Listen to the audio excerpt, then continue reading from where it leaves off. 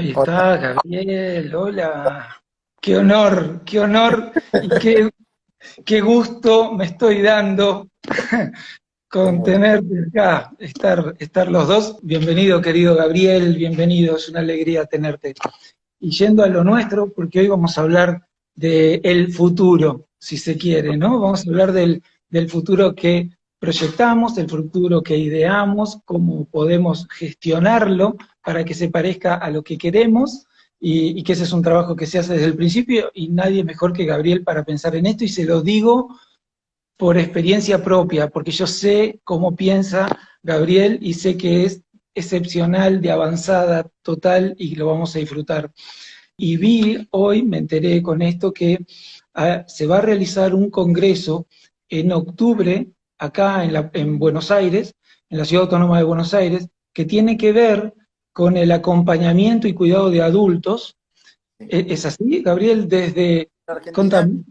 sí, es un Congreso Mundial de Guardianship, creo que la definen como es la profesión del futuro, ¿no? Que es, el mundo tiende a la externación de las personas con necesidades especiales o adultos mayores, y hasta ahora de esa función se ocupaban enfermeros o cuidadores o personas con algún tipo de formación médica.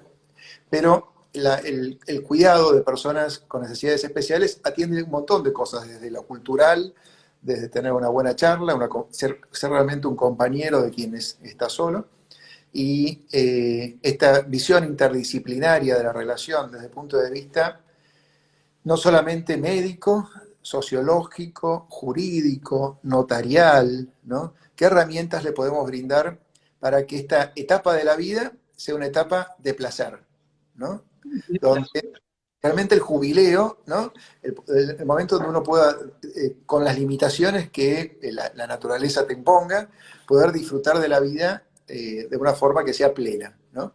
Y si tenés que padecer alguna enfermedad o transitar alguna que sea, de la forma más agradable posible. Ese congreso se pasó para el año que viene, así que bueno, nosotros también como escribanos tenemos una participación con nuestras miradas de acompañamientos y de régimen de tutelaje y de eh, eh, disposiciones para la propia incapacidad y algunas cositas más que casualmente fue el tema el de adultos mayores, que el Congreso de la Unión puso como tema de trabajo de investigación para el último Congreso, ¿no? Es decir, que es un tema que nos preocupa y nos ocupa a los escribanos.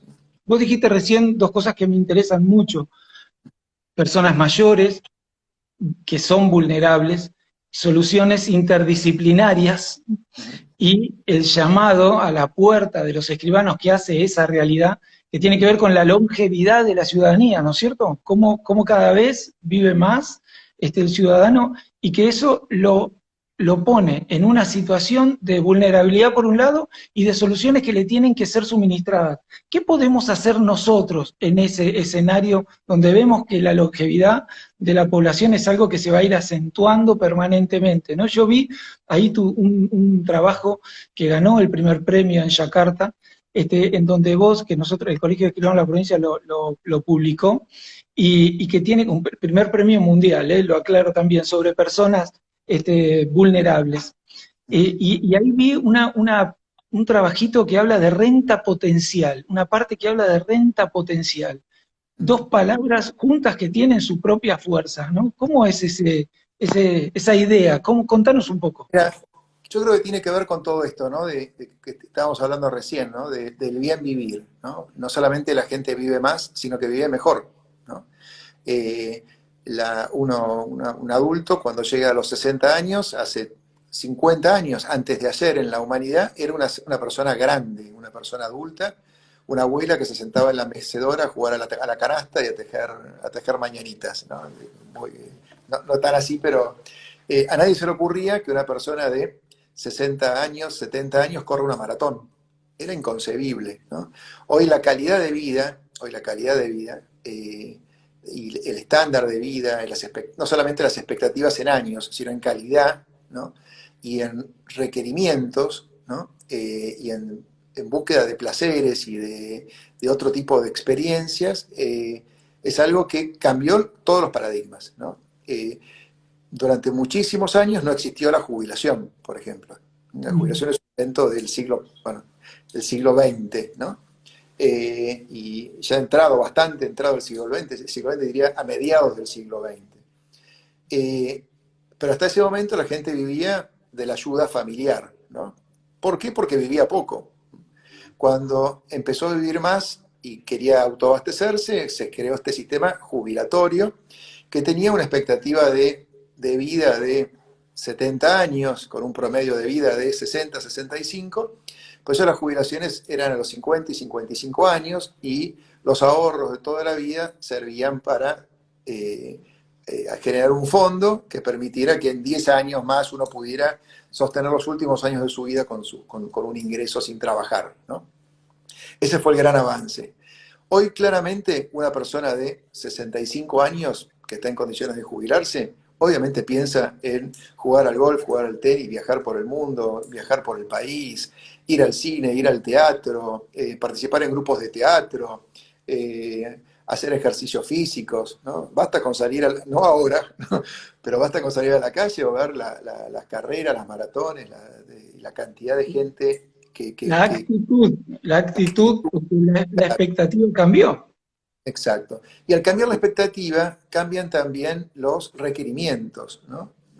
Uno no requiere el dinero solo para subsistir y pagar las necesidades básicas, alimentarias y médicas, sino que requiere de fondos para un buen vivir, ¿no? Y esto que te voy a contar ahora sucede en muchos casos, ¿no? De alguien que ahorra durante toda su vida, construye la casa de sus sueños, con un jardín donde tiene sus flores, sus plantas, su huerta, ¿no? Donde quiera recibir a sus nietos, y se jubiló con una jubilación de, vamos a ser generosos, 50.000 pesos, ¿no? Obviamente no le alcanza para pagar la luz, el gas, los impuestos, y menos la cobertura médica si es una prepaga, y además vivir. Es decir, que es un hombre rico con caja pobre. Eso lo usan un término muy, muy usado en Estados Unidos, ¿no? Rich Cash Poor, que económicamente tiene un patrimonio, una casa que a lo mejor vale 400, 500 mil dólares, pero tiene en la mano 50.000 pesos por mes y la renta de un departamentito que compró como ahorro que le complementa con 20.000 pesos más, ¿no? Entonces la solución que se plantea en estos casos habitualmente es: vendo la casa, me compro con esto 2 departamentos más y en lugar de cobrar 70, cobro 100 o 90. Y veo un departamento que yo no quise, ¿no? De un ambiente de 2 ambientes, con un balcón donde tengo 2 macetas y no tengo mi jardín, no pueden venir mis nietos, y realmente yo que trabajé toda mi vida, hoy no puedo vivir como querría, ¿no? Entonces, la combinación de los dos factores, ese capital, podría generar una renta potencial, ¿no? Esto es un invento mío, digamos, que no tiene... Perdóname, esto fue una parte del trabajo, el trabajo que la carta, es un trabajo donde vinieron prestigiosísimos autores: Cristina Armella, Marcela Espina, Otilia Cito Fontán, Sebastián Sola. No quiero olvidarme, no sé si me estoy olvidando de alguno, seguramente acá me lo harán notar, pero fuimos varios. Mi parte fue esta de renta potencial, que es la que te puedo contar con mayor detenimiento. Entonces, digo, porque lo mencionaste, no quería dejar afuera a todos los demás, obviamente. El tema es así. Entonces vos tenés un gran capital y tenés poca caja. No podés sacar un crédito hipotecario, porque tenés 70 años, no te dan ningún crédito hipotecario. Y si te lo dieran, te darían toda la plata junta, que vos no sabrías qué hacer. ¿Qué hago? ¿Compro bonos? Me da miedo. ¿Pago un plazo fijo? Me da miedo, ¿no? ¿Qué hago? Entonces me compro otro departamento. No es solución. Pero una hipoteca, o si no, la guardo abajo del colchón, no es solución. Entonces, ¿qué podría hacerse, ¿no? A través de un fideicomiso, trasladar el bien? Esto no existe en Argentina ni en el mundo, pero lo planteo como idea loca, digamos, pero... Motor, es un disparador. Que una institución financiera reciba ese bien con un fideicomiso en garantía, y establezca, de acuerdo a mi edad y al valor del bien, una renta potencial. Dice, bueno, usted tiene 80 años y tiene una propiedad de $1.000.000, su potencial de renta, por un cálculo que hacen los actuarios de expectativa de vida, que si vivo 107 años, lo asegura el seguro, Me dice, bueno, usted tiene potencial de tanto. De una casa de $500.000, tiene 75 años, tiene una renta potencial de $200.000. Gástelos como quiera. Yo calculo que me lo gasta todos ahora, por lo tanto no le doy los 400. Pero usted los va gastando cuando quiere. Y a medida que los va gastando, yo le voy generando intereses. Entonces, por ejemplo, puedo sacar un mes $1.000 y me compro un pasaje para ir a Italia, al pueblo donde nacieron mis abuelos, ¿no? Después lo saco por 3 meses porque me arreglé bien. Después se casa mi nieto y quiero regalarle la noche de bodas. Entonces saco $500. Después quiero, nada, tengo que pagar una operación, le saco $10.000. Quiero hacer un viaje en un crucero a todo trapo con mis nietos, saco $20.000. Se muere el titular de la renta y el banco le dice a los herederos, que no tienen que hacer sucesión, a los hijos declarados en la sucesión, porque no tienen que transmitirlo, incorporarse a la sucesión, le dicen, miren, su papá tenía una renta potencial de 200.000, usó 73.240, que más los intereses da $93.000. ¿Qué quieren hacer? ¿Quieren venderlo en los $500.000 que su papá puso, o tasamos la propiedad a la venta en una inmobiliaria privada? Pero ojo que mientras tanto, los 93.000 siguen generando intereses, y si no, la vendo yo en $500.000, y si no se venden 500, la bajo a 490, 480, de acuerdo a cómo está pactado en el contrato, y cuando se vende, me cobro la deuda y ustedes se distribuyen el dinero conforme a su porción hereditaria, ¿no? Eso es renta potencial, ¿no? Es la potencialidad de la renta, uno sigue habitando el inmueble hasta que se muera en forma vitalicia, no tiene el alia del contrato oneroso de renta vitalicia, porque el contrato oneroso de renta vitalicia, el alia está a favor del acreedor. Entonces, hay alguien que que se beneficiaría con mi muerte, ¿no? Y eso no es lindo. Eso tiene una connotación negativa. Ya eso tiene una connotación negativa. Pero además está el hecho de que ese número que dijimos de cómo proyecta el crecimiento de la edad, ¿no? De la longevidad de la población, hace que la relación activos-pasivos y las cuentas sobre los que los sistemas se han basado, sabemos que por ahí no den respuesta mañana, por lo menos el sistema como lo tenemos. Entonces, como muchos de nosotros vamos pensando, lo tenemos que resolver nosotros, eso. Y ahí está en sus manos. No hay forma, porque el Estado no tendría capacidad para triplicar las jubilaciones. No tiene capacidad porque no hay fondos, ¿sí?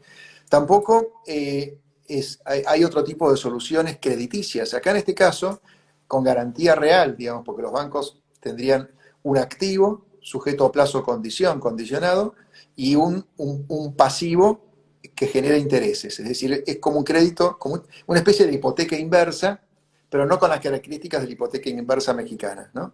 Esto es algo mucho más liviano, no genera renta, no hay que ejecutar la hipoteca, no hay que hacer juicio de ejecución hipotecaria. Al fallecer, automáticamente se liquidan las cuentas, y si vivió 117 años, porque fue el caso del business, eso lo cubre el seguro. Pero si vivió, de acuerdo a la expectativa prevista en los cálculos actuariales, pudo tener una buena vida usando el dinero que necesitaba en cada momento de acuerdo a su intención. A su gusto, porque es un tema de empoderamiento en la edad. Claro.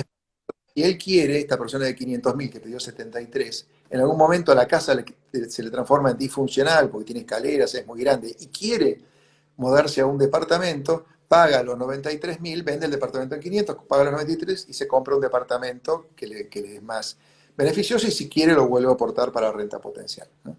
Claro, muy bueno. Esta nueva realidad, que la podemos ver ahí adelante, nos obliga a pensar en herramientas distintas y nos obliga también a redibujar el norte de nuestra capacitación. De ese concepto que nosotros tenemos de capacitación permanente, que se sostiene, hoy tenemos que redibujarlo incorporándole otras herramientas. ¿Cómo ves ese tema de la capacitación del notario ante esta realidad que ya está ahí a la vista?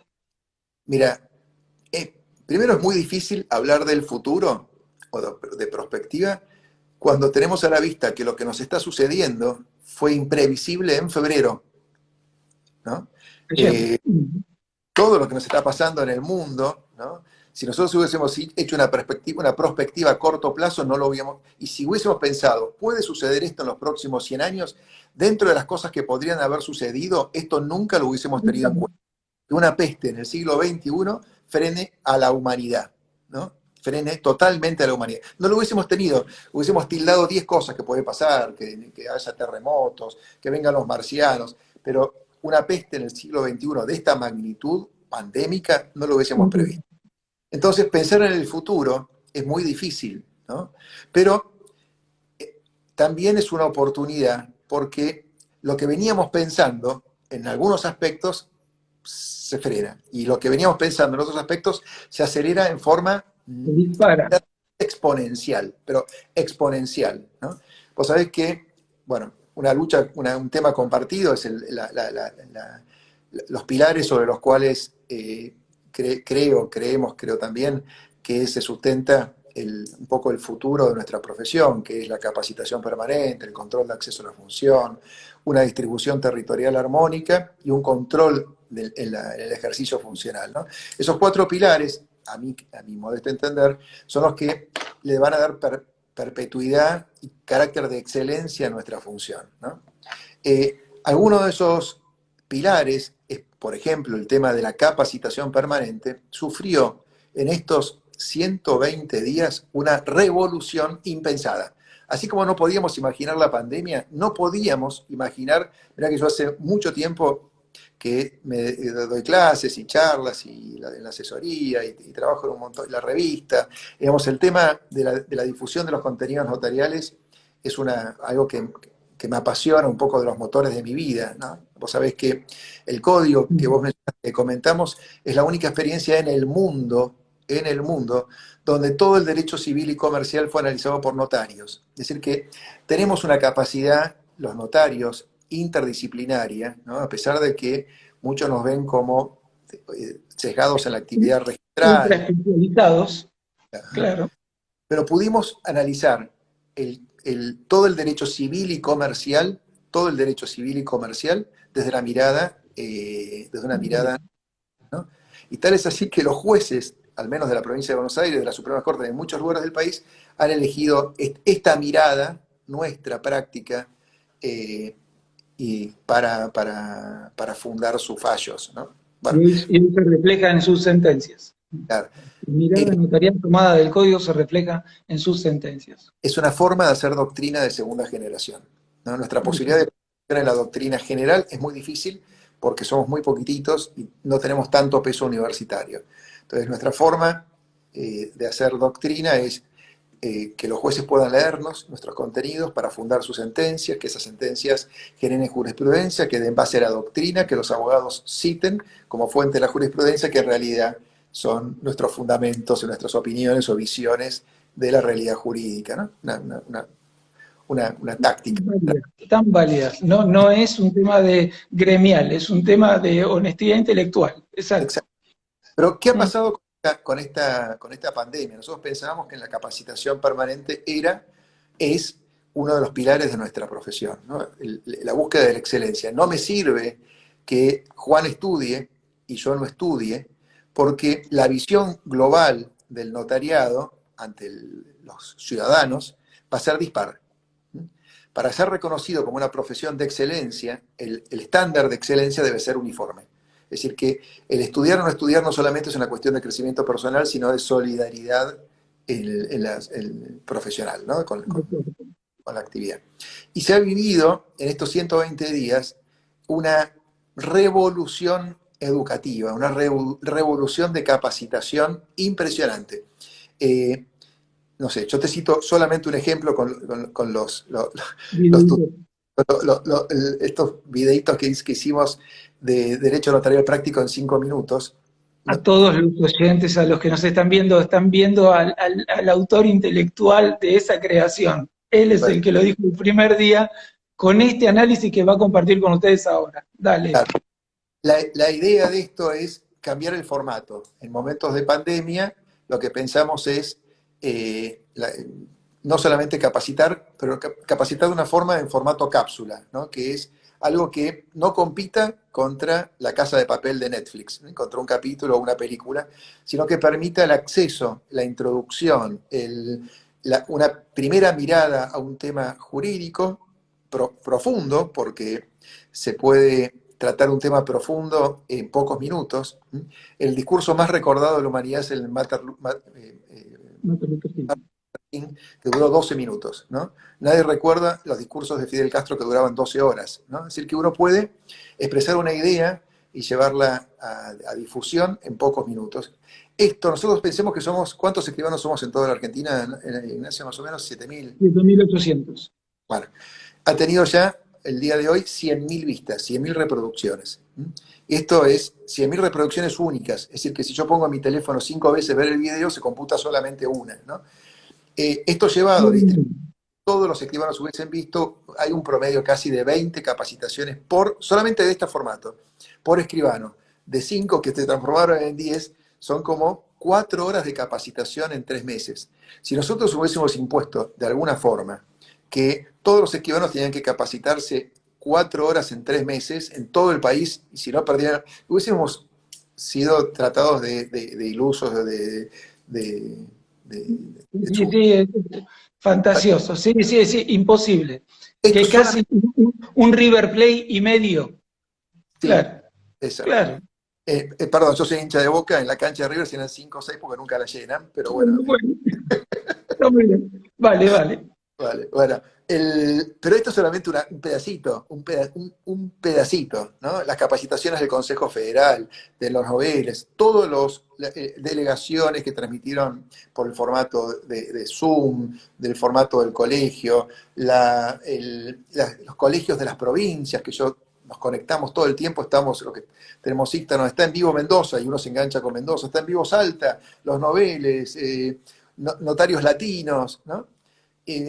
Y eso se ha producido en 120 días, ¿no? 120 días. Si a vos al comenzar tu función te hubiesen dicho, ponete un objetivo loco, ¿no? Un objetivo lidiando con el ideal del absurdo, cuál sería el objetivo de capacitación en tu gestión, vos nunca hubieses dicho ni en 3, ni en 6, ni en 10 llegar a esto, ¿no? Entonces, bueno, primero de todo aprovechar el impulso. Esto nos aceleró un proceso en el cual ya estábamos, ¿no? Es decir, ya teníamos todas las jurisdicciones, hay muchas que tienen control de acceso a la función, es decir, examen, concurso de oposición antecedentes o de oposición para el acceso a la función, cada vez más jurisdicciones. Eso obliga a estudiar para ingresar a la función. Muchas jurisdicciones tienen capacitación permanente obligatoria para mantenerse en la función. Y muchas jurisdicciones tienen control de ejercicio profesional, inspecciones, cuerpos de inspectores, que evalúan el accionar. Todo esto no es un flagelamiento al notario, ¿no? Es una forma, como decía, de lograr una excelencia en manada, como dicen ahora con el contagio en manada, ¿no? Unificar para arriba la base de conocimientos y de formación. Creo que por motivos extraños a lo que nos habíamos propuesto, creo que la inercia que hemos tomado acompaña a continuarlo. Y que es esto que estamos iniciando, que nos descubrimos. ¿Vos sabías que era el Zoom hace febrero? Yo tampoco, ¿no? No. Y no se me ocurrió otra forma de dictar un curso que no sea viajando 12 horas manejando mi auto, dando una clase de 8 horas y volviendo manejando 8 horas mi auto, ¿no? Cuando esa misma clase, hoy, el mismo tema, lo puedo poner en 2 horas y sin moverme de mi casa, y en lugar de tener el otro día en una charla para nuestros primos, los abogados, para el Colegio de Abogados, había planificación, el tema de la planificación sucesoria, hubo 1.000 inscriptos, era con inscripción, ¿no? Gratuito, pero tenían que anotarse antes porque limitaban la cantidad. Bueno, limitaron en 1.000 porque era el límite de la plataforma. Nunca hubiésemos pensado, los videos tutoriales estos tuvo en algunos casos 6.000 visualizaciones, 6.500 visualizaciones. Esto es el número de la masividad digital es tan alto que cuando no lo podemos comparar con nada. ¿Y el costo? ¿Cuál es el costo de lo que estamos teniendo ahora? 0. Vos no te moviste de tu casa, de mi casa, y hay 200 personas conectadas presenciando esta capacitación, charla, lo que sea que contribuye a nuestra formación de alguna forma, ¿no? Y después de esto lo siguen viendo en el canal de YouTube y se replica y a lo mejor tiene 1000, 2000 visualizaciones.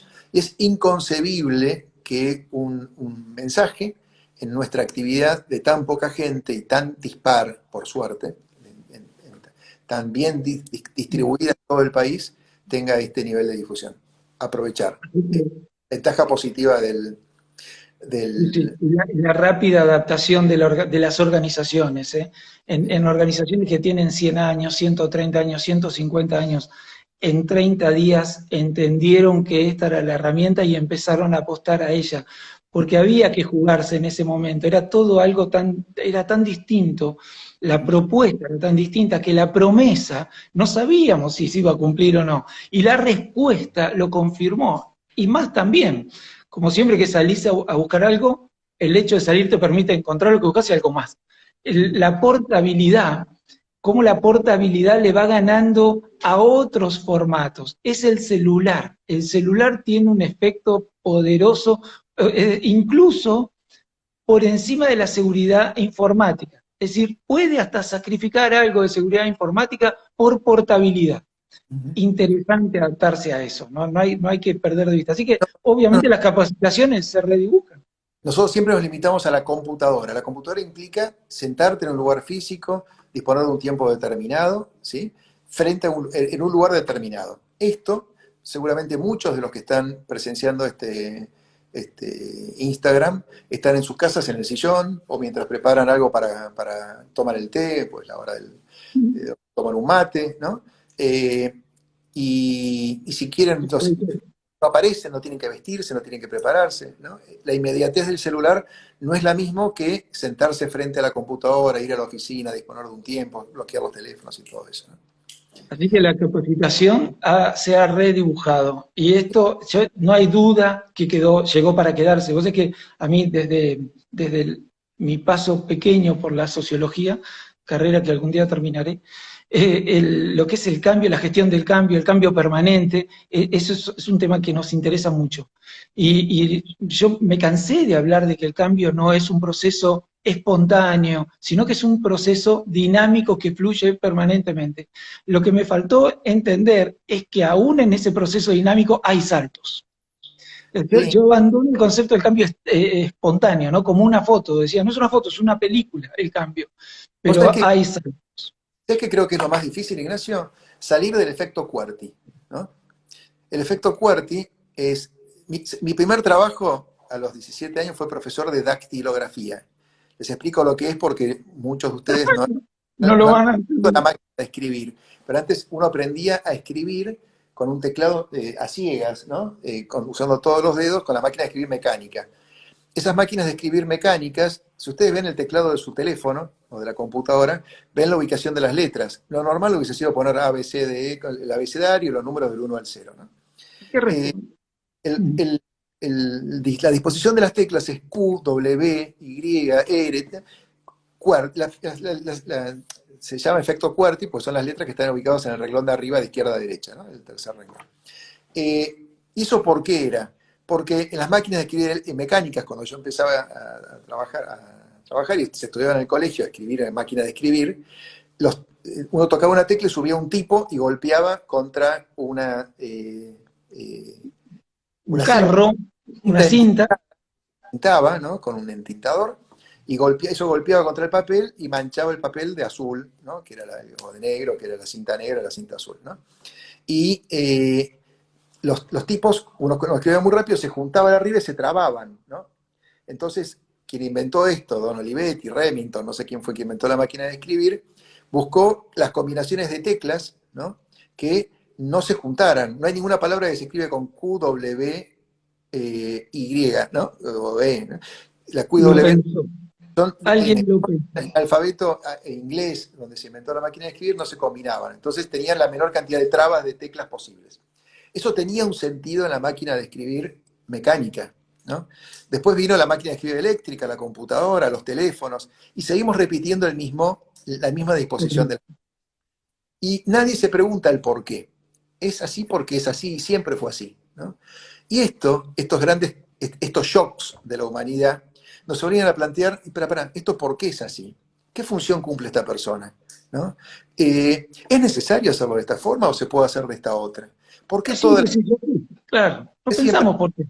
eso? Ese es el efecto Quarty. Mira, te planteo un caso concreto, ¿no? Que seguramente llevará alguna polémica, pero en 1968, como consecuencia un, de un viaje de investigación que encargó el Colegio de Escribanos, una comisión de notables viajó a Europa, ¿no? Para ver qué era lo mejor de cada uno de los registros de la propiedad inmueble del mundo, e hizo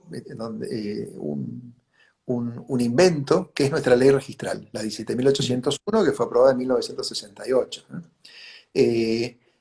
Y creó un montón de normas que son las que estamos utilizando aún hoy y son ejemplos del mundo, la reserva de prioridad. Y dentro de las cosas que dispuso fue, por ejemplo, el plazo de vigencia de los certificados. Para todo el país, los certificados que se piden en el lugar donde tiene asiento el registro duran 15 días, 25 cuando son de la misma provincia pero en distinta jurisdicción y 30 días cuando son de otra jurisdicción, ¿no?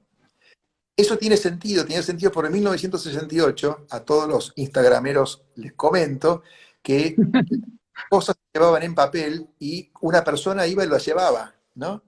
Eh, había una gente que se llamaba cartero, o eran los gestores, ¿no? Que llevaban los papeles, los certificados de Bahía Blanca en auto por la ruta, o en una localidad con rutas de tierra, llegaba hasta La Plata, y eso llevaba un tiempo que era mucho más cercano que el que utilizaba un escribano de La Plata para llevar la documentación. Hoy en la provincia de Buenos Aires, en Capital Federal, en muchas jurisdicciones del interior, los certificados se piden con un clic, por vía remota, por vía informática, telemática, con firma digital. Y tarda lo mismo en viajar la información si el dedo lo toco en Bahía Blanca que si lo toco en San Isidro o en La Plata, o si lo toco en Córdoba para un certificado de Capital Federal. Tarda el mismo tiempo. Entonces, eso en algún momento vamos a tener que plantear cuando ya prácticamente no se admita el papel, ¿no? Hay oficinas enteras, Telecom no tiene oficinas de papel, de verdad, digamos, son todas Físicas, son todas virtuales. virtuales, son todas telefónicamente. Entonces es muy probable que, entre otras cosas, tengamos que pensar, esto siempre fue así. Pero ahora tiene sentido que sea así, ¿eh? O le damos un sentido unificado a todos, ¿no? Es ¿No? así. ¿Cuántas reflexiones nos deja esta pandemia? Yo decía a Gabriel en otro escenario que el Colegio de Escribanos en la provincia de Buenos Aires tiene mucha gente trabajando home office ahora, ¿no? Y que uno se hace un planteo, pero que el personal sigue haciendo falta siempre.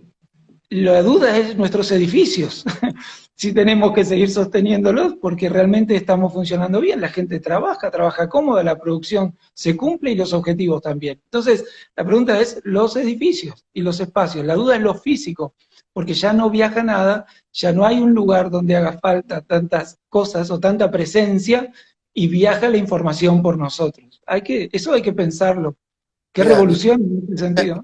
mi hija más chica trabaja en una empresa, esta Accenture, una empresa grande que ella maneja desde aquí los pozos de una empresa petrolera inglesa que tiene pozos en Arabia, ¿no? La confección de las planillas y todo eso, es decir, que totalmente.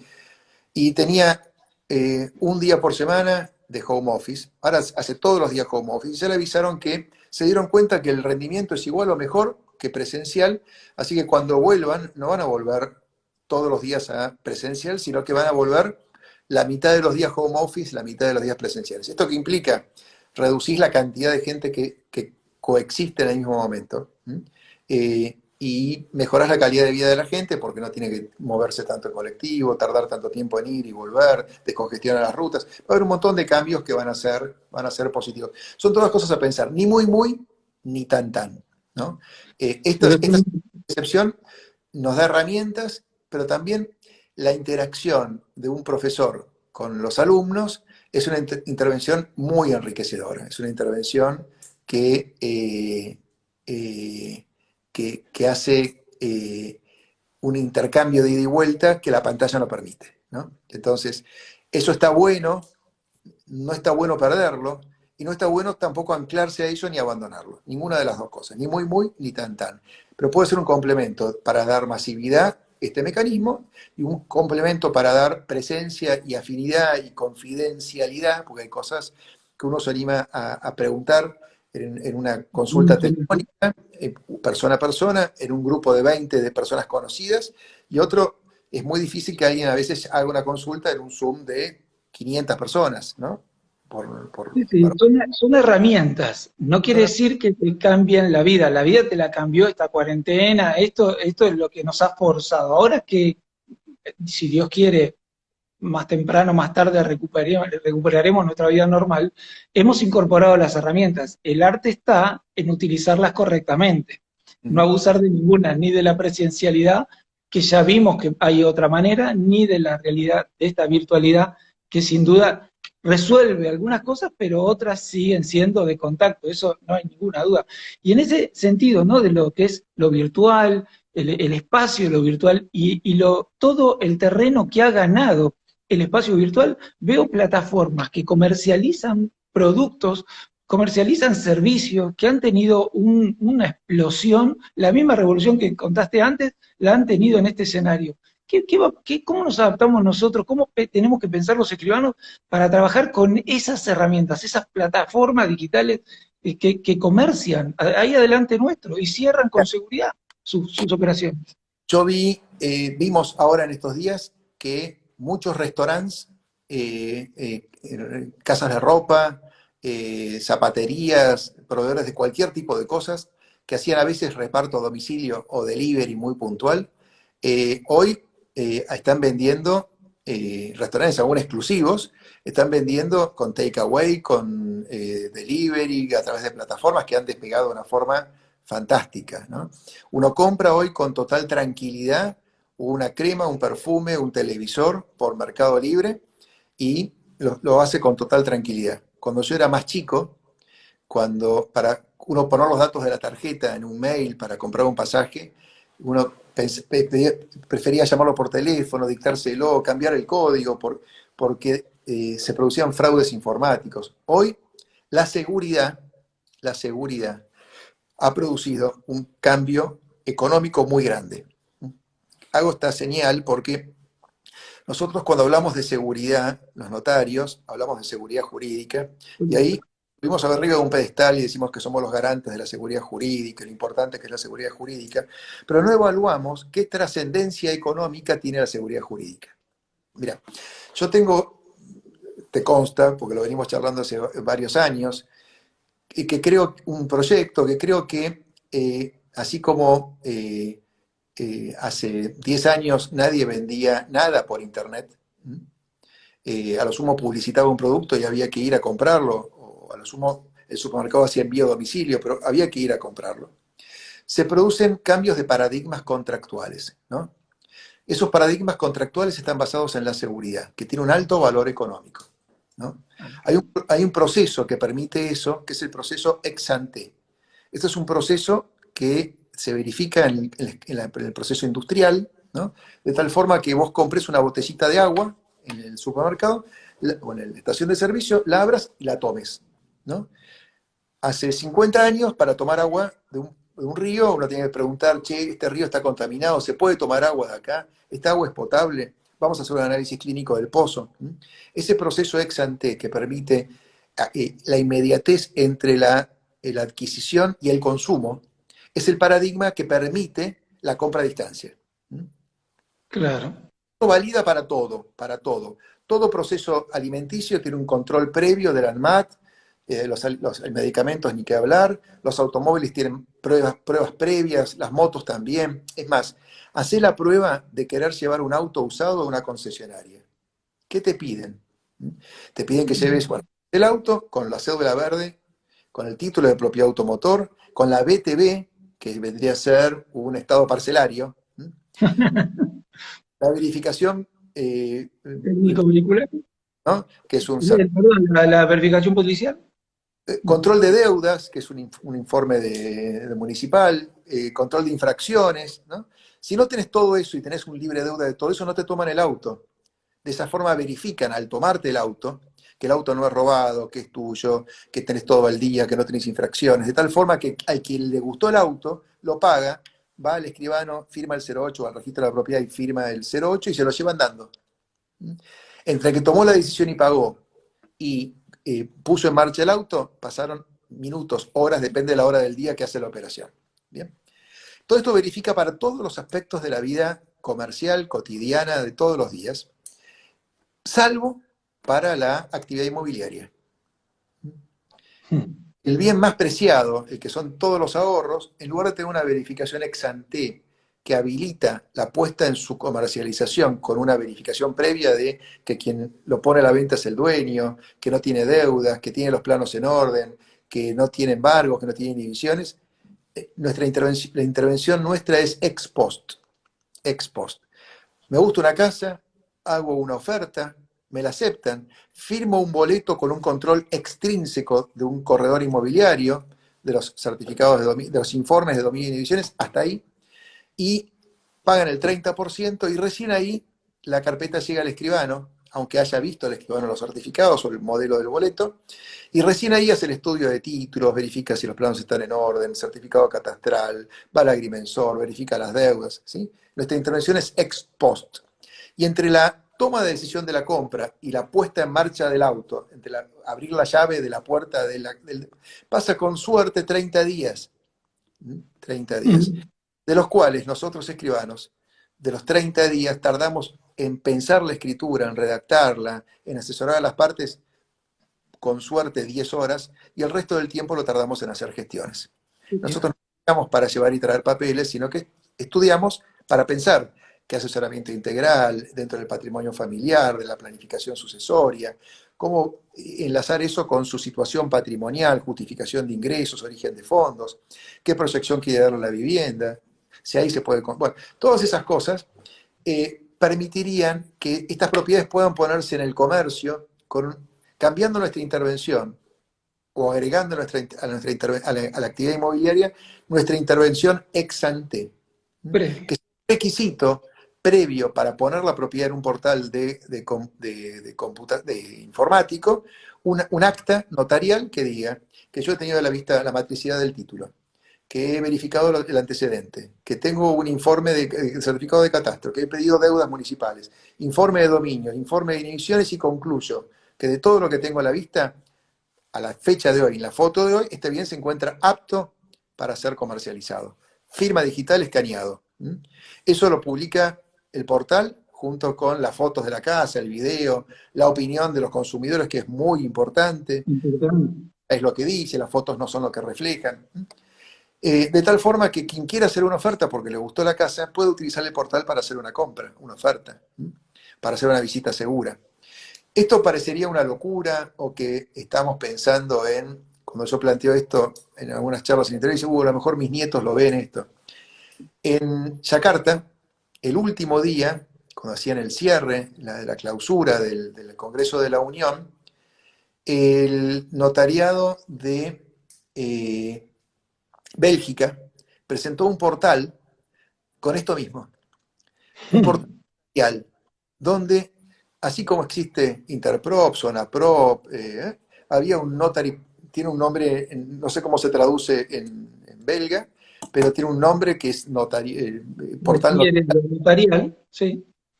Donde solamente admite en ese portal, en forma gratuita, publicar aquellas propiedades que tienen la seguridad, el acta anterior de un notario que verificó todo esto. Si no, uno lo puede publicar en Amazon, Mercado Libre, cualquier otro portal. En Argentina serían Argenprop, Zonaprop, no sé, cualquiera de estos portales usuales, ¿no? Y si no lo puedo publicar acá, es gratis, ¿no? ¿Qué sucedió? ¿No? Que el 70% de la población, la gente publicaba a lo mejor en los 3 portales, elegía visitar las casas que tenían esta garantía de seguridad jurídica. Claro. Seguridad. Porque verificaba que la casa que iban a verificar, el que la puso en el portal era el dueño, que no se trataba de un estafador, que no se iba a encontrar con una casa con un montón de embargos y juicios que solucionar, que los papeles estaban en orden, que no había una venta de non-domino o una falta de matricidad en sus antecedentes, digamos, todas estas cosas que yo te las explico en forma técnica, la gente en el vulgo no, lo que ve es la seguridad, evalúa, esto es seguro, ¿por qué? En lugar de consultar este portal, que tengo que verificar después si es segura la compra o no, o ver esta otra, elijo esta, ¿no? Y se transformó en un portal que captó el 70% de las vistas para poder tomar la decisión de ir a visitar la casa y después comprar, ¿no? Es decir, que esto tiene un valor apreciable en dinero, ¿no? Porque la seguridad tiene un valor que es que mejora el precio, acerca las partes. Cuantificable en el precio. Cuantificable en el precio. Tiene su reflejo en el precio. Exactamente. Sí. Exacto. Es decir, y nosotros podemos llevar a la gente por el camino seguro antes de iniciar la operación. Eso no es menor, no es menor. El vínculo con el escribano al inicio de la operación, no en el final del recorrido, que es otra cosa, ¿no? Es muy importante eso.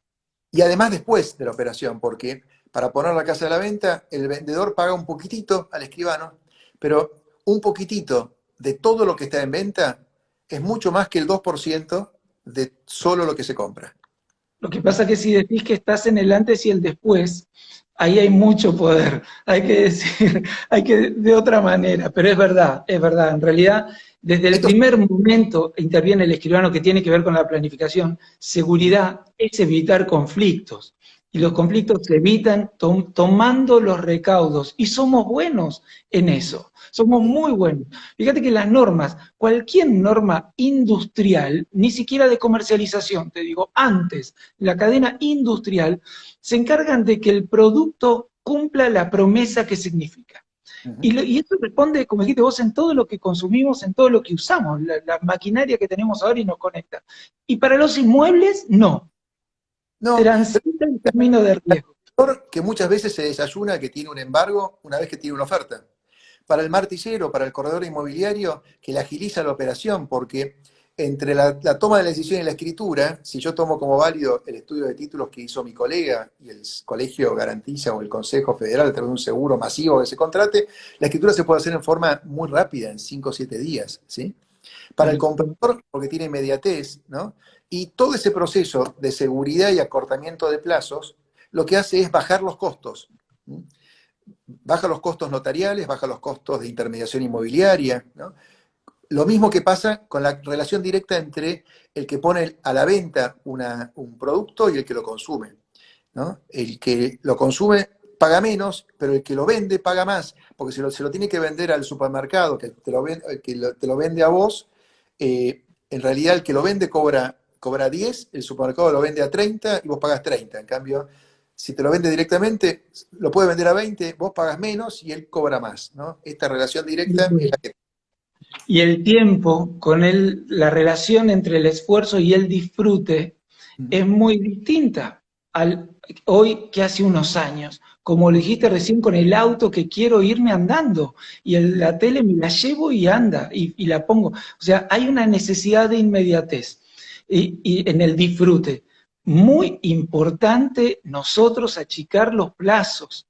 Es esencial para que nuestro tránsito deje de convertirse en una tarea donde la gente controla su ansiedad y la sostiene en el tiempo para que sea algo que se refleje con rapidez, porque en ese sentir está lo que siente por el escribano también. Es muy importante eso.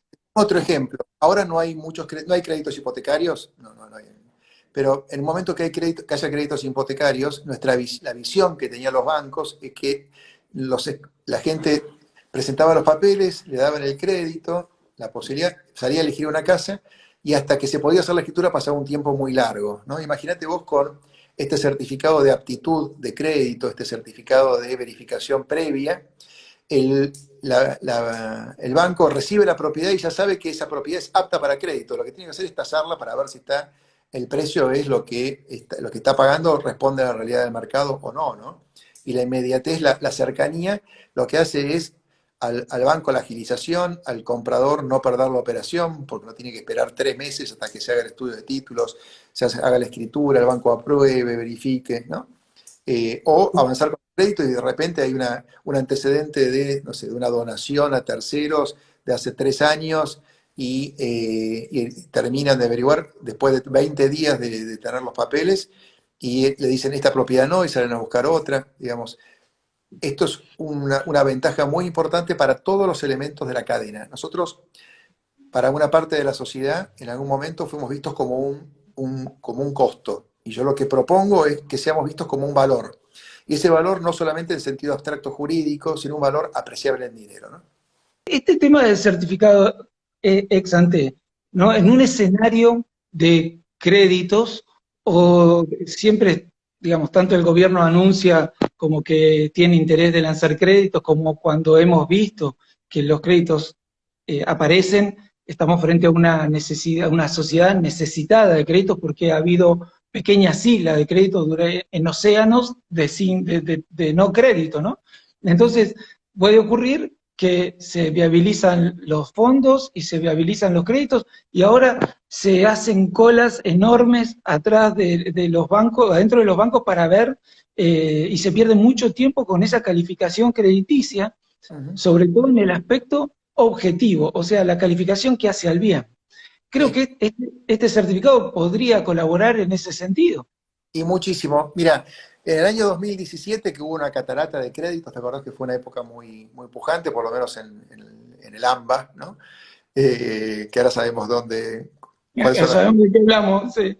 eh, fue el, los portales publicaban en las inmobiliarias, publicaban, esta propiedad es apta a crédito, apto crédito, ¿no? Como un valor, ¿no? Un valor. Pero era una apreciación que hacía el vendedor, ¿no? O que hacía la misma inmobiliaria, pero no era una apreciación calificada con un certificado que lo garantice, ¿no? Y que dé hasta garantías. Mira, la actividad notarial es un seguro.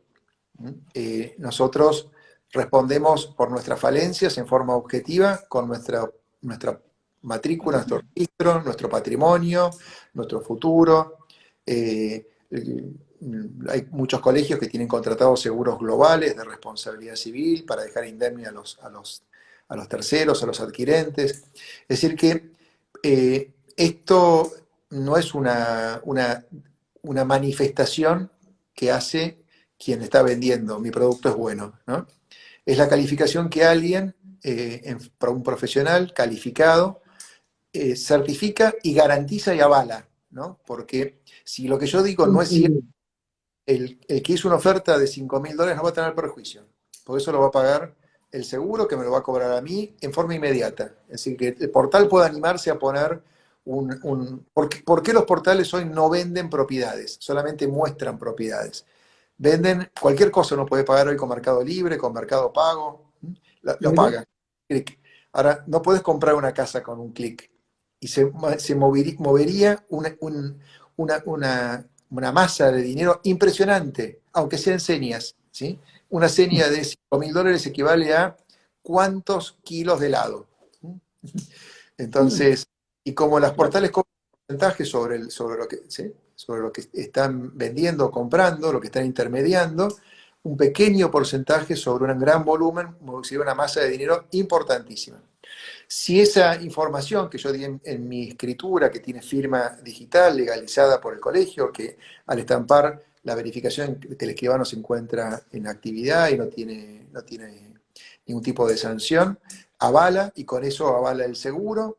Es decir, que si es eso que dijo el escribano no es cierto, si no hizo adecuadamente este certificado ex ante, responde inmediatamente el seguro ante falencia, que el seguro va a ir contra el profesional y el profesional después hará un juicio de responsabilidad civil, el colegio, el seguro, lo sancionará con todos los procesos que existen, digamos, pero lo que le aporta nuestro trabajo y el seguro que oficiamos nosotros es la seguridad. Vos podrías decirme, ¿y qué pasa si los portales contratan un seguro de títulos? Sería costosísimo, porque no habría ningún profesional que se hiciera responsable. Asegurar una contingencia futura incierta y probable es costosa, porque nadie responde. Yo quiero asegurar en $100.000 por si me pasa algo, ¿no? y te van a preguntar qué es que te pase algo. No, pará. Y me pasa algo de salud. Bueno, dame un estudio clínico, ¿no? Si no, te puedo hacer un seguro, pero te va a costar, va a ser muy costoso. El riesgo de que tengas algo y no me lo estés diciendo es muy grande. Ahora, si te hiciste un chequeo médico y hay profesionales que firman y ese chequeo médico no es certero y vos tenías una preexistencia y yo voy contra el médico. ¿Mm? Y el médico tiene su seguro de responsabilidad. Digamos, esto no es lo mismo que tener un seguro. El seguro somos nosotros y el seguro es nuestro análisis profundo del hecho, disminuyendo la posibilidad de contingencias. ¿Cuántos casos conocés vos o conoce la gente de escrituras que hayan sido vencidas por nulidad, por falsedad ideológica? ¿No? Muy poquitas, casi ninguna. ¿Cuántos casos conocés vos de mala praxis en cualquier otra profesión? No quiero mencionar ninguna en particular para no ser odioso, ¿no? Pero todas las profesiones tienen una incidencia de mala praxis muy alta. ¿Mm? Una incidencia de mala praxis muy alta. La nuestra tiene una incidencia de mala praxis bajísima, porque nuestro control y el control del control que hacemos, ¿no? Que nos hace el colegio, que nos hace el registro de lo formal, que hacemos de los antecedentes, no solamente de En el que estamos formados, en el que estamos formados. ninguna profesión, ningún médico va a analizar la historia clínica del abuelo, ¿no? A los Muy bueno, ¿eh? cuando duele el brazo, a lo sumo nos pide un chequeo general, ¿no? Pero no va a analizar qué arrastre puedo tener genético de mis padres, de mi familia. Bueno, nosotros vamos a analizar la historia clínica del abuelo. Vamos a una segunda, una tercera generación para atrás, aunque no tenga relación de parentesco, pero en el inmueble sí, digamos, pero no relación de parentesco entre partes, ¿no? Es decir, que nuestro análisis es mucho más profundo que el que cualquier otra profesión hace. Por eso me animo a decir que nuestra valoración de la seguridad jurídica, ¿no? Rebalsa lo jurídico y tiene un contenido y una trascendencia que tiene valoración económica, Y que es reputación, somos solo reputación, ¿eh? Y ese concepto de valor que tiene el escribano producto de ese análisis y de la bajísima siniestralidad del producto que arroja el escribano, que fabrica, que construye, propiedad intelectual, si se quiere, como autores, ese producto se saca 10 en la tarea. Y eso está, digamos, arraigado en la conciencia del ciudadano. Tenemos que hacerlo valer con estas herramientas. Hay que saber cómo hacemos valer nosotros ese plus con nuestra intervención, con estas herramientas tecnológicas. Ahí está la gran diferencia para mí. Nuestro gran desafío siempre fue poder contarle esto a la sociedad. Decir, nosotros somos buenos, nosotros somos seguros, nosotros, ¿sí? Y la gente nos veía de otra forma. Nosotros les decíamos, nosotros somos lindos, y la gente veía un feo, ¿no? La gente... Es que hablamos nosotros para nosotros siempre. Nosotros ¿Quién puede valorar, quién puede valorar eso? El que pueda objetivar, ¿no? Si no es, yo digo que soy bueno y vos decís que sos caro, que soy caro, ¿no? Que soy un obstáculo. Yo ya compré mi propiedad y ahora tengo que ir al escribano, lo que me va a costar, el tiempo que voy a tardar, ¿no? Los impuestos que recauda, la connotación negativa que carga sobre nosotros, el tratamiento impositivo que se diluye con lo que cobramos. Ellos creen que nos lo dieron a nosotros y somos caros nosotros. Exacto. Pero eso que ve la gente, es verdad. A ver, es verdad porque lo ve la gente, ¿no? No es verdad que nosotros lo pensemos, ¿no? Pero cuando la sociedad, cuando se enfrenta a esa situación, lo que ve es eso, o es porque no lo pudimos comunicar adecuadamente, o la forma que tenemos de comunicarlo o de hacerlo ver no es el correcto. Es decir, o no es suficiente, a lo mejor es el correcto, pero no es suficiente. ¿Quién puede valorar eso? Quien lo pueda valorar como un valor económico, el que pueda objetivar, decir, espera, yo si utilizo este mecanismo notarial, tengo un ahorro en la siniestralidad, en la posibilidad de contingencia de tanto. Yo así me animo a comercializar un inmueble. Yo así me animo a comprar rápido. Y eso tiene un valor, ¿no? Y le pongo valor. A mi banco sí me conviene que intervenga un escribano porque me agiliza. Cuando me traen la carpeta con el sueldo y además este certificado notarial, yo en 24 horas le digo, usted tiene el crédito, señor, porque veo que tiene un veraz positivo, que lo saco online, veo que su sueldo da, lo pongo en la Y computadora, listo, se la propiedad, acabó. mando a mi tasador para verificar que no me esté mintiendo en el valor de la propiedad, pero por lo demás, su crédito está otorgado. ¿Cuánto vale eso? Tiempo es dinero. ¿Mm? Rotación es dinero. Esto no requiere más que un empleado para que califique, reciba los datos y mande el tasador. Las colas que se hacían en los bancos, los tiempos que se perdían cuando hay créditos, y van a volver necesariamente aquí y en el mundo. Esto que te planteo son sueños de notario, no sueños de notario en Argentina en época de pandemia, ¿no? Esto yo creo que la profesión en el mundo, la profesión en el mundo está en crisis por las crisis que producen los cambios de paradigmas contractuales, ¿no? Hoy el mundo hay cadenas de negocios en Estados Unidos que cierran, ¿no? De venta de productos deportivos. La gente ya, lo que es estándar, vos tenés una zapatilla marca tal, talle tal, de ese color, No. la pedís porque la que estás usando es lo que te gusta. No tenés que ir a probarte. Eso ha producido un cambio de paradigmas contractuales y el mundo tiende a meter todo dentro del mismo canal, ¿no? Y la actividad inmobiliaria no entra fácilmente en ese canal, porque lo que uno invierte, si las zapatillas no fueron las de tu agrado, las devolves y si no perdiste 3 días de sueldo, una semana de sueldo, depende de las zapatillas. Si perdés, tenés un siniestro en la compra de tu casa, perdés todos tus ahorros, perdés tu casa donde vivís, ¿sí? Lo que está en juego es algo muy... Entonces, no entra por ese canal, salvo que nosotros, una partecita de ese canal, la facilitemos, aceleremos los plazos, lo hagamos mucho más seguro y ese seguro tenga un valor apreciable del dinero. Eso lo va a poder ver la sociedad. Y hace un tiempo hablamos algo, vos me vas a ayudar a referenciarlo ahora, que tiene que ver con nosotros y con lo que es plataformas de comercialización, ¿no? Cómo siempre tienen, cuando no se toma una firma o es una compra así donde uno pone la tarjeta y nada más, siempre tienen un proceso por el que la operación se revierte, se puede deshacer. ¿Qué ocurre con eso en el caso de inmuebles o la intervención nuestra? ¿Cómo debería ser? No podés devolver el producto, pero podés arrepentirte de la seña. Es muy difícil que puedas hacer una operación a través de un portal a distancia. Sí, creo que vamos camino a poder hacer escrituras, voy a tratar de usar un término que no sea conflictivo, a distancia, Muy ¿sí? bien, Pero bien elegido. a distancia, pero presenciales. ¿Cómo puede ser a distancia, pero presenciales? A ver, el vendedor está en Bahía Blanca, ¿sí? En presencia de un escribano, que da fe del acto y otorga y el comprador está en Capital Federal, en San Isidro, en Córdoba, con su escribano, presencial, ¿no?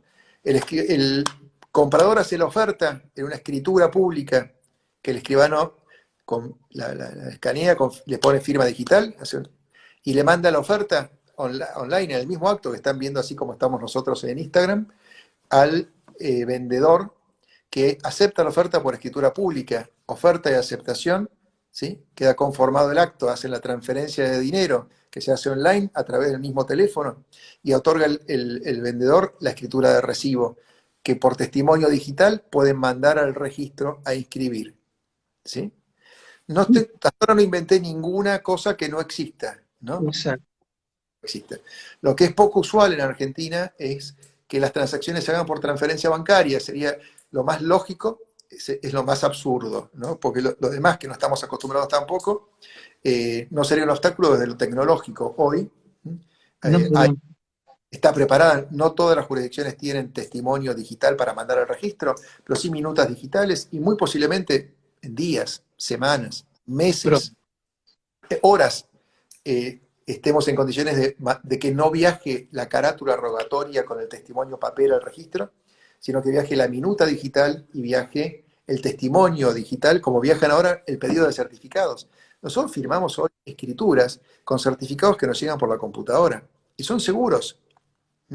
Podríamos mandar estamos hablando de ellos.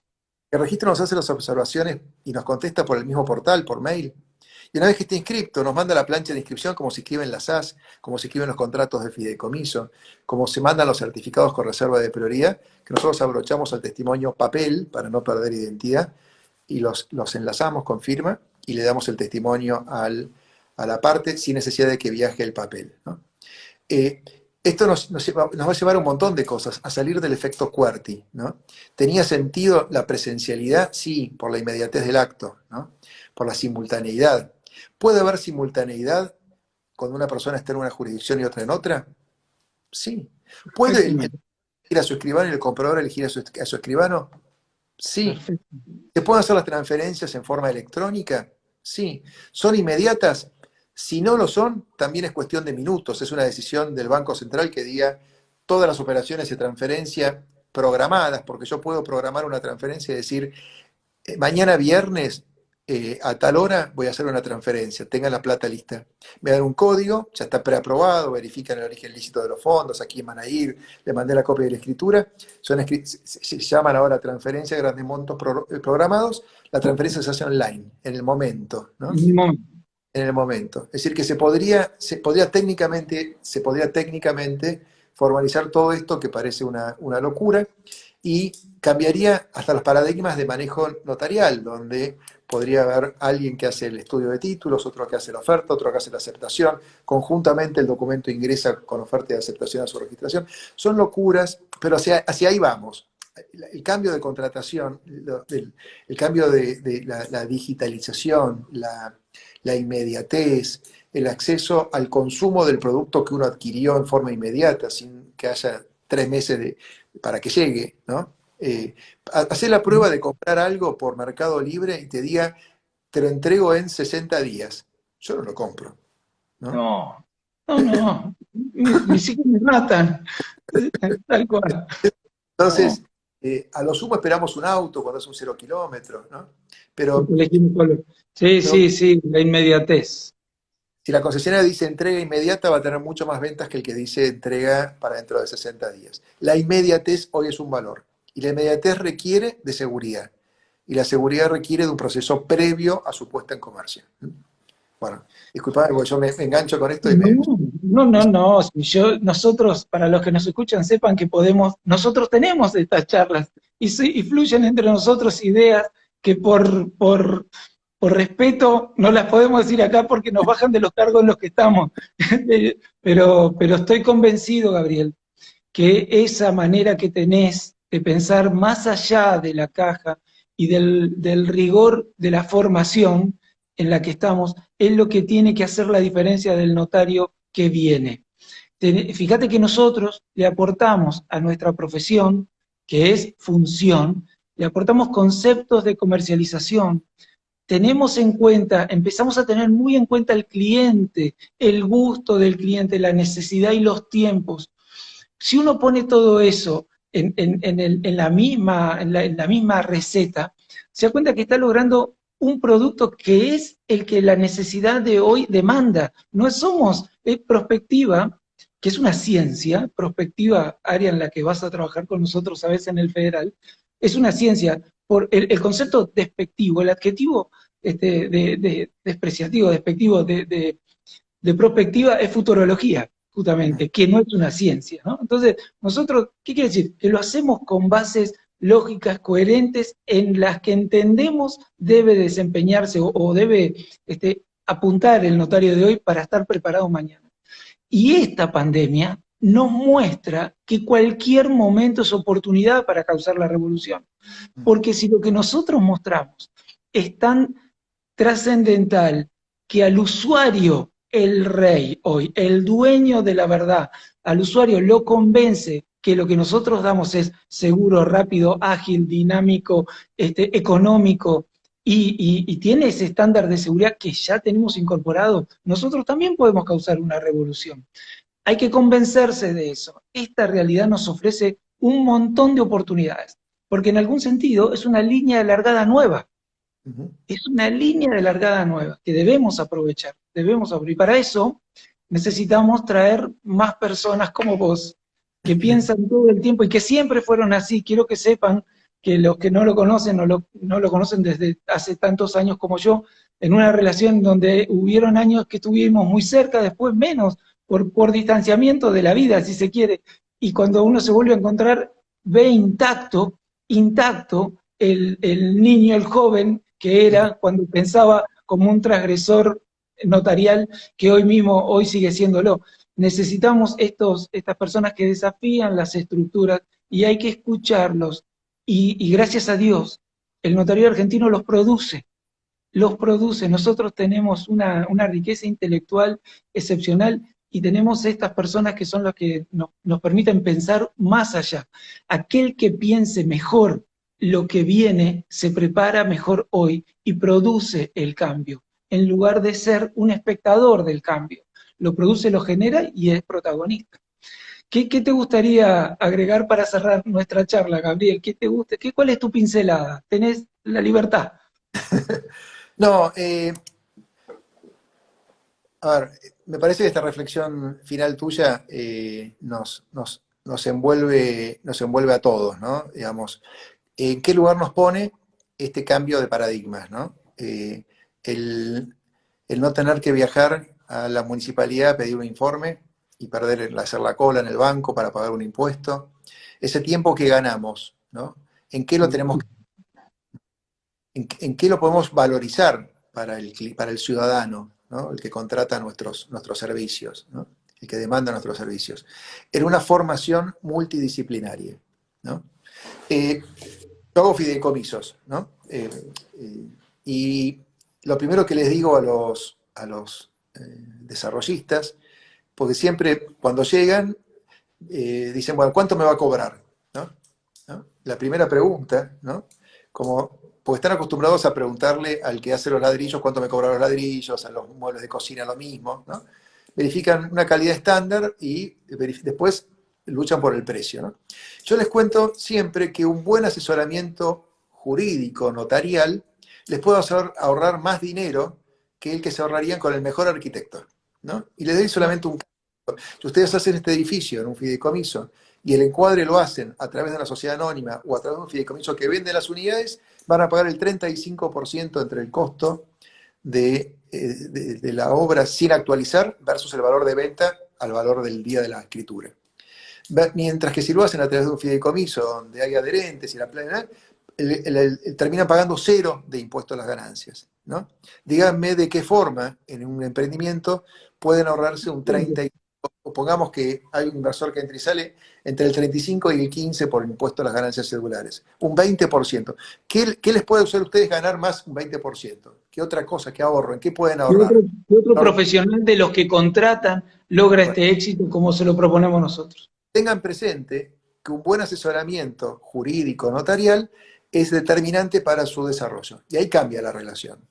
Lo escucho. Entonces, esto, tiene que ser muy importante en un emprendimiento inmobiliario grande, en un asesoramiento con una planificación patrimonial, una planificación sucesoria, en una protección del régimen de vivienda, en planificar la sucesión. Nosotros hacemos testamentos.